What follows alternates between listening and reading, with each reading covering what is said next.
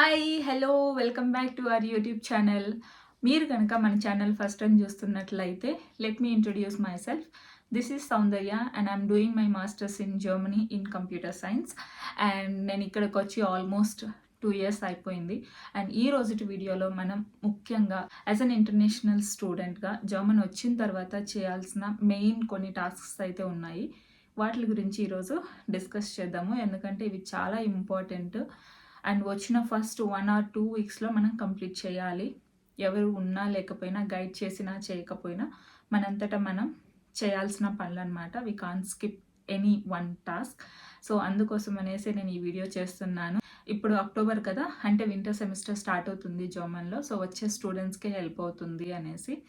And without any further delay let's get in to today's video. ముందుగా ఇక్కడికి వచ్చిన తర్వాత చేయాల్సిన పని ఏంటి అంటే అకామిడేషన్. మనం ఇక్కడికి రాకముందే స్టూడెంట్స్ కాబట్టి యూనివర్సిటీలో అకామిడేషన్కి అప్లై చేసి ఉంటాము. ఆ ఆన్లైన్లో అప్లై చేసిన అకామిడేషన్స్కి ఇక్కడికి వచ్చిన తర్వాత రెంటల్ కాంట్రాక్ట్ డాక్యుమెంట్స్ అనేది మనం సైన్ చేయాల్సి ఉంటుంది. So you have to get your rental contract from the student and work. దానికి మీరు చేసే పని ఫస్ట్ డే వచ్చినప్పుడు స్టూడెంట్ అండ్ వర్క్ డిపార్ట్మెంట్కి వెళ్ళేసి మీ పాస్పోర్ట్ ఒకటి అండ్ మీ ఎన్రోల్మెంట్ కానీ లేకపోతే యూనివర్సిటీ అడ్మిషన్ లెటర్ కానీ ఈ రెండు తీసుకొని వాళ్ళ దగ్గరికి వెళ్ళి నేను ఇలా అప్లై చేశాను అని చెప్తే వాళ్ళు మీ డీటెయిల్స్ అన్నీ చెక్ చేసి మీకు కాంట్రాక్ట్ అనేది ప్రిపేర్ చేస్తారు. అండ్ మీరు ఆల్రెడీ ఆన్లైన్లో డిపాజిట్ పే చేస్తున్నంటే well and good, depends on university అనమాట. లేకపోతే మీ యూనివర్సిటీ చెప్పిన డిపాజిట్ అమౌంట్ ఏదైతే ఉందో you have to pay when you come to Germany. Rental document వచ్చిందా, సెకండ్ చేయాల్సిన పని ఏంటి అంటే సిటీ రిజిస్ట్రేషన్. ఈ సిటీ రిజిస్ట్రేషన్ ఏంటి అంటే మనం వచ్చిన తర్వాత ఏ ఏరియాలో ఉంటే ఆ ఏరియాలో మన అడ్రస్ని మనం రిజిస్టర్ చేసుకోవాలి. ఇక్కడ ఒక ఏరియాలో నుంచి ఇంకొక ఏరియాలోకి మూవ్ అయ్యేటప్పుడు కూడా మనము ఏ ఏరియాకైతే మూవ్ అవుతామో ఆ సిటీలో మళ్ళీ మనం రిజిస్ట్రేషన్ అనేది చేయాలి.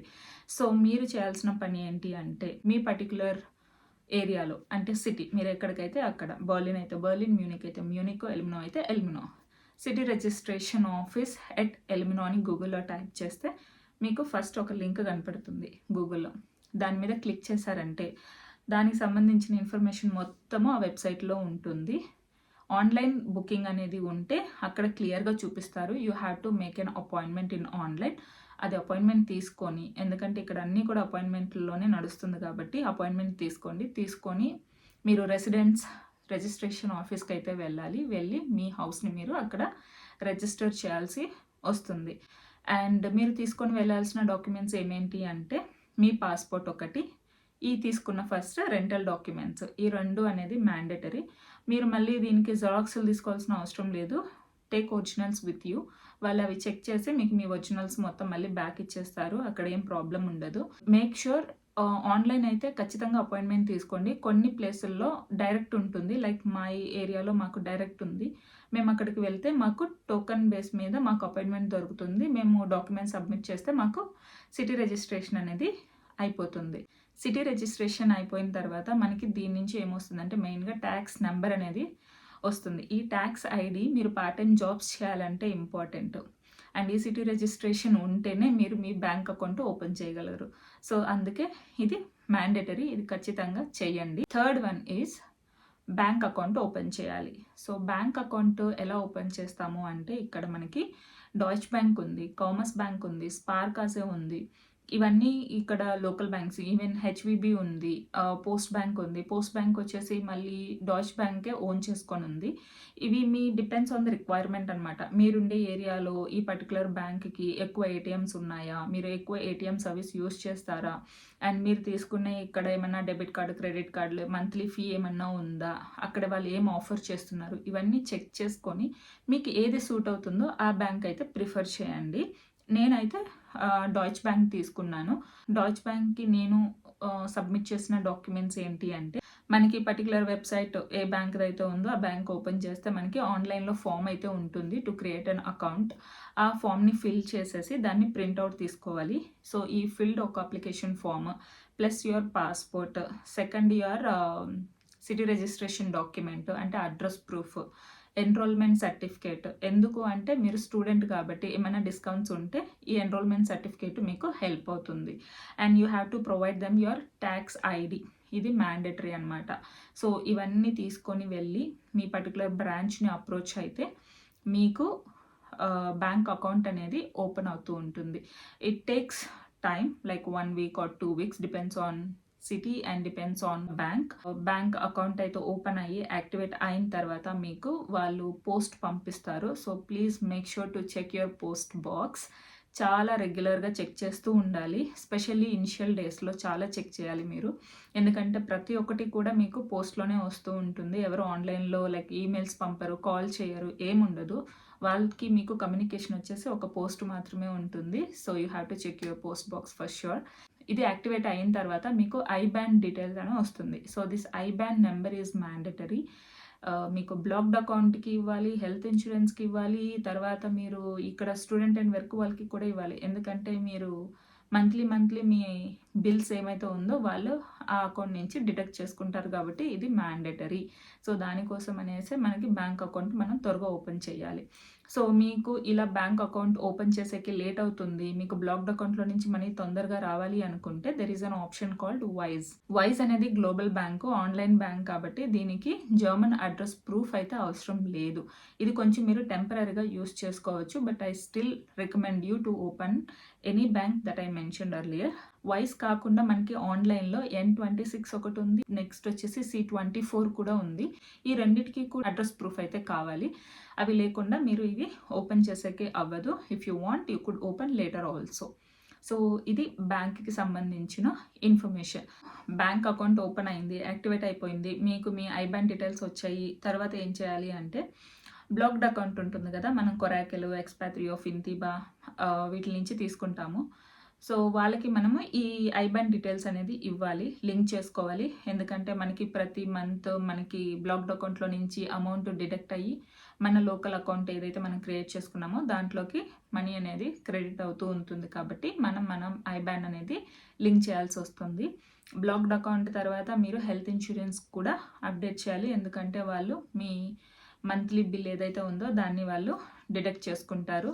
ఇఫ్ యు ఆర్ బిలో 30 మీకు పబ్లిక్ ఇన్సూరెన్స్ అయితే టీకే అయితే 120 euros అయితే డిడక్ట్ చేస్తారు. If it is private again depends on the company, what plan you have taken depends on that me money అయితే డిడక్ట్ అవుతుంది. పబ్లిక్ ఇన్సూరెన్స్ అబౌవ్ 30 అయితే 240 euro అవుతుంది, increase అవుతుంది, డబల్ అవుతుంది కాబట్టి. So please check that one, take whatever is suitable for you. Next task వచ్చేసి we have to enrol into our course. చాలా universities వచ్చేసి ఆన్లైన్లో చేసుకోండి అని చెప్తున్నారు. కాకపోతే ఇలా కాని పక్షంలో మనం ఇక్కడికి వచ్చిన తర్వాత ఎన్రోల్ చేసుకోవాలి అంటే మనం మన యూనివర్సిటీలో ఉండే అడ్మిషన్ డిపార్ట్మెంట్కి అయితే అప్రోచ్ అవ్వాలి. మీరు మీ పాస్పోర్ట్ సైజ్ ఒక ఫోటోని plus me proof of health insurance, ఇక్కడ యాక్చువల్లీ మీ సైడ్ నుంచి ఏం యాక్షన్ అవసరం లేదు. ఎందుకంటే హెల్త్ ఇన్సూరెన్స్ డిపార్ట్మెంట్ వాళ్ళు మీ డీటెయిల్స్ని యూనివర్సిటీ వాళ్ళకి డైరెక్ట్గా పంపుతారు కాబట్టి మీ సైడ్ నుంచి ఏం పని లేదు దానికి. కాకపోతే కండిషనల్ ఆఫర్ లెటర్ కానీ ఏమన్నా మీకు వస్తే దానికి సంబంధించిన డాక్యుమెంట్స్ కూడా మీరు యూనివర్సిటీ వాళ్ళకి సబ్మిట్ చేయాల్సి ఉంటుంది. వాళ్ళు క్లియర్గా గైడ్ చేస్తారు అక్కడ. దాంతో మీ ఎన్రోల్మెంట్ అయితే కంప్లీట్గా అయిపోతుంది. అది అయిపోయిన కొన్ని రోజులకి they will let you know to collect your student ID card. And enrolment అయిపోయిన తర్వాత నెక్స్ట్ చేయాల్సిన పని SIM card purchase. So German వచ్చిన తర్వాత జర్మన్ నెంబర్ అనేది మ్యాండేటరీ కదా మనకి. సో మీరు వచ్చిన తర్వాత ఆ టైంలో ఏ ప్లాన్స్ అయితే బెటర్గా ఉన్నాయో అది మీకు ఎలా సూట్ అవుతుందో అవి చూసుకొని ఒక సిమ్ అయితే పర్చేస్ చేసుకోండి. ఇక్కడ మనకి SIM.de ఉంది, వొడాఫోన్ ఉంది, O2 ఉంది, ఇవన్నీ చాలా ఉన్నాయి. ఆ ప్లాన్స్ మీకు అంటే మీరు ఎక్కువ ఇంటర్నేషనల్ కాల్స్ చేస్తారా అండ్ ఎక్కువ డేటా యూస్ చేస్తారా ఇట్లా డిపెండ్స్ అయి ఉంటుంది. మనం యూజువల్గా యూనివర్సిటీ లోపల ఉంటాం కాబట్టి ఇక్కడ కూడా మనం పర్ సెమిస్టర్ వైఫైకి పే చేయాలి. ఇక్కడ ఉన్నంతసేపు మనం వైఫై యూస్ చేసుకుంటాము. And once we leave hour room and మనం ఏమైనా ట్రావెల్ చేస్తున్నామంటే పబ్లిక్ ప్లేసెస్లో ఎక్కడ కానీ జర్మనీలో ఫ్రీగా ఉంటుంది వైఫై. మీరు జస్ట్ కనెక్ట్ చేసుకొని యూస్ చేసుకోవచ్చు. అపార్ట్ ఫ్రమ్ దట్ మీకు ఇంకా ఏమన్నా ఇంటర్నెట్ యూజ్ అయితే ఉంది అనుకుంటే మీరు ఏమన్నా డౌన్లోడ్ చేసుకోవాలి, అప్లోడ్ చేసుకోవాలి, ఇలా ఏమన్నా రిక్వైర్మెంట్ ఉంటే depends on that you purchase a SIM card. Next one వచ్చేసి రెసిడెంట్ పర్మిట్. మనం ఇండియా నుంచి ఇక్కడికి వచ్చేటప్పుడు స్టూడెంట్ వీసాతో వస్తాము. అదొక 3 మంత్స్ లేకపోతే 6 మంత్స్ వ్యాలిడిటీ ఉంటుంది. నాకైతే 6 మంత్స్ వచ్చింది. నేను వచ్చిన ఒక 3 మంత్స్కి అనుకుంటా నేను అగైన్ రెసిడెంట్ పర్మిట్కి అప్లై చేశాను. ఎందుకంటే మనం ఎక్స్పైరీ అయ్యే లోపే మనం రెసిడెంట్ పర్మిట్ అనేది అప్లై చేయాలి. అండ్ మనకు పర్మనెంట్ కార్డ్ అనేది ఒకటి వస్తుందన్నమాట. We have to carry that one. And ఇది వచ్చేసి హౌస్ ల్యాండర్ బిహోడే నుంచి మనం అపాయింట్మెంట్ అయితే తీసుకుంటాము ఫారెన్ ఆఫీస్. ఇక్కడ అగైన్ సిటీస్ని బట్టి మనకు అపాయింట్మెంట్స్ అనేది చాలా కష్టంగా ఉంటుంది. మేజర్ సిటీస్లో అయితే దొరకడం కష్టం. So you have to make sure you book an appointment as soon as possible. And వాళ్ళు ఒక €100 ఛార్జ్ చేస్తారు. ఈ ప్రాసెస్ ఎలా చేయాలి, ఏం డాక్యుమెంట్స్ కావాలి అనేది నేను ఇంకొక వీడియో క్లియర్గా చేస్తాను. అది మీకు హెల్ప్ అవుతుంది. జస్ట్ రిమెంబర్, ఈ ప్రాసెస్ అయితే మీరు చేయాలి, ఖచ్చితంగా చేయాలి. నెక్స్ట్ వచ్చేసి బ్రాడ్కాస్టింగ్ ఫీ అంటే radio bill from 2024 per house వచ్చేసి €18.34 అయితే బిల్ ఇస్తారు. ఇది స్టాండర్డ్, ప్రతి ఒక్క ఇంటికి కూడా ఇంతే బిల్ ఉంటుంది. మీరు కనుక షేర్డ్ అకామిడేషన్స్లో ఉండి చాలామంది ఉంటే ఈ 18.34 అనేది అందరికీ స్ప్లిట్ అవుతుంది. So you know need to pay full amount. Me share ఏదైతే ఉందో అది పేయచ్చు. లైక్ మీ, నేనుండే ఈ డామ్లో మేము 8 మెంబర్స్ ఉంటాము. 8 మెంబర్స్ టుగెదర్ 18.34 పే చేయాలి. ఆల్రెడీ ఒక అమ్మాయి పే చేస్తూ ఉంటుంది. నేను నా షేర్ ఆ అమ్మాయికి పే చేస్తాను. కాకపోతే నా యాక్షన్ ఏంటి ఇక్కడ అంటే, మనం ఈ వెబ్సైట్కి ఓపెన్ చేసి దాంట్లో ఆల్రెడీ వేరే వాళ్ళు పే చేస్తున్నారు అని చెప్పేసి మనం అప్డేట్ చేయాలి. దానికి ఆల్రెడీ పే చేసే వాళ్ళని కాంటాక్ట్ అయితే వాళ్ళు మనకు ఒక కాంట్రిబ్యూషన్ నెంబర్ అని ఇస్తారు.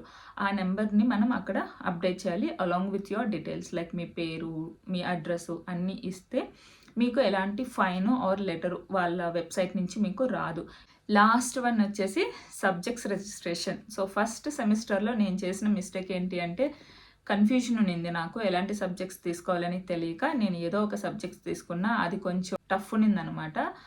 దానికి నేను చాలా కష్టపడాల్సి వచ్చింది. సో అలా మీకు అవ్వకూడదు అనేసి చెప్తున్నా.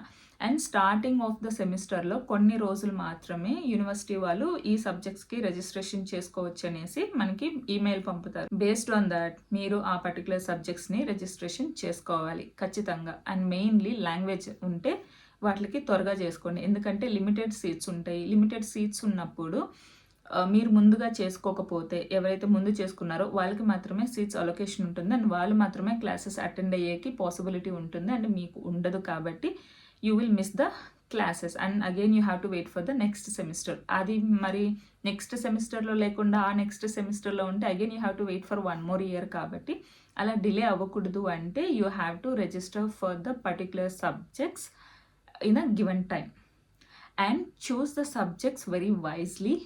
మీరు మొత్తం ఎక్కువగా రిజిస్టర్ అయితే చేయొద్దండి, ఎందుకంటే ఫోకస్ చేయలేరు.